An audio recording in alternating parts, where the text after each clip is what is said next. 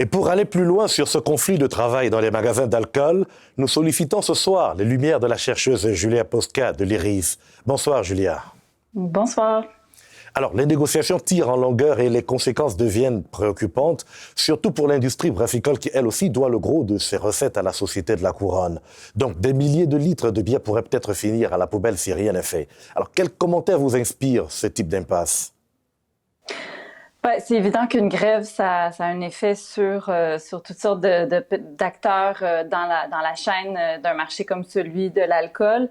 C'est l'effet probablement qui est recherché par le syndicat, et donc là le gouvernement a intérêt à probablement négocier pour que finalement les affaires puissent reprendre, mais aussi en gardant en tête que les travailleurs, les travailleuses sont ici des consommateurs et éventuellement des consommateurs d'alcool, donc il y a peut-être aussi intérêt à finalement négocier des bonnes conditions de travail dans un secteur où les salaires peuvent être pas toujours très avantageux, là.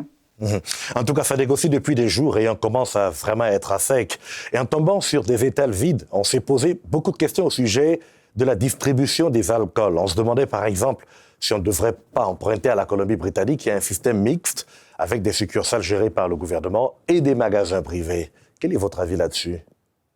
Oui, en fait, la Colombie-Britannique a libéralisé, donc ouvert son marché à des joueurs privés là, au début des années 2000, puis c'était, dans un contexte préélectoral, en fait, électoral à la suite de l'élection, là, dans ce cas-là, du Parti libéral.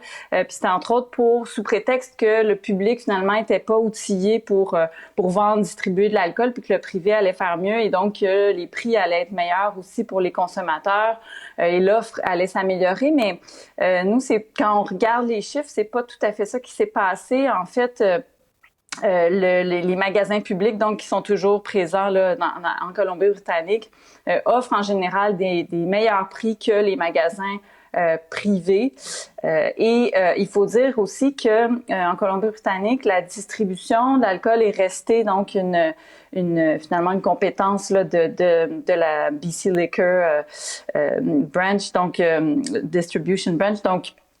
Parce que il faut comprendre que l'alcool, c'est un produit particulier qui a en termes d'entreposage, de manutention, qui a des exigences assez élevées, et donc ça devient, en fait, ce qu'on se rend compte, c'est que c'est plus avantageux d'avoir un seul joueur.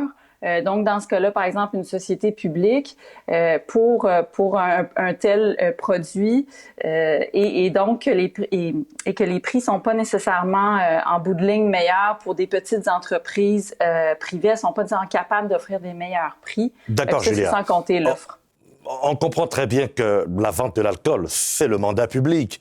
Et comme vous l'expliquez, il y a des risques au niveau de la privatisation. Mais en même temps, est-ce que vous comprenez ces exigences du monopole qui s'impose ici au Manitoba, par exemple? On a vu que c'était différent en Alberta lorsqu'on a ouvert à la privatisation.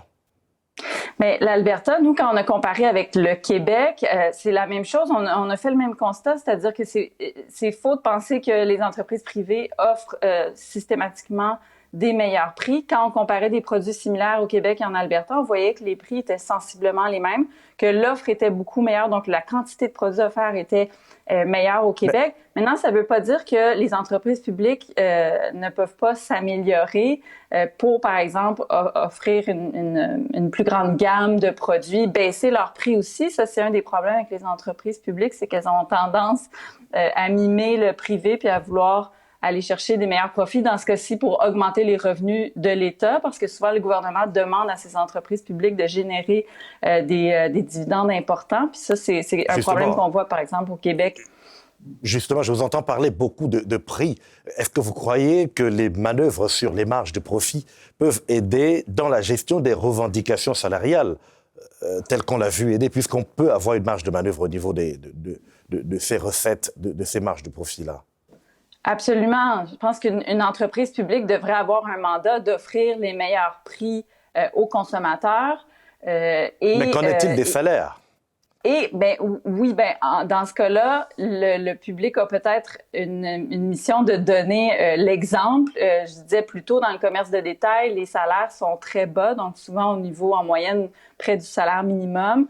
dans les liquor stores au Manitoba, dans les magasins publics, les salaires sont meilleurs. Et donc, là, il y a peut-être cet enjeu d'être finalement un levier pour améliorer les conditions de travail générales, puis surtout en contexte d'inflation. Mais par ailleurs, l'entreprise peut, parce que c'est une entreprise publique, se donner comme mandat d'avoir des marges de profit moins grandes, mais pour offrir de meilleurs prix, offrir des meilleurs salaires. Ça peut être un choix qui peut être fait là, quand on est dans une entreprise qui n'est pas privée. Donc, si je comprends bien pour vous, si le Manitoba envisage d'assouplir les règles sur les licences d'alcool, ce n'est pas forcément la solution.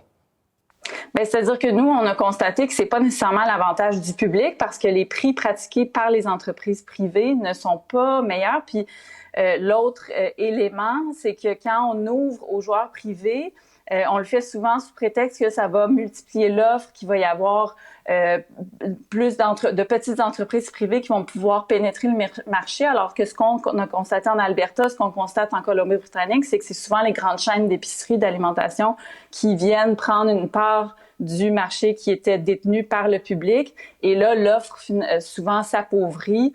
On va avoir une offre intéressante, oui, dans les grands centres, mais en dehors des grandes villes, là, on a une offre qui est très pauvre. Puis c'est sans compter, les enjeux de santé publique qui viennent avec le choix d'avoir une entreprise publique qui gère la vente, la distribution de l'alcool versus des entreprises privées qui n'ont pas les mêmes objectifs là, en termes de, par exemple, de protection du public que peut se donner une entreprise publique.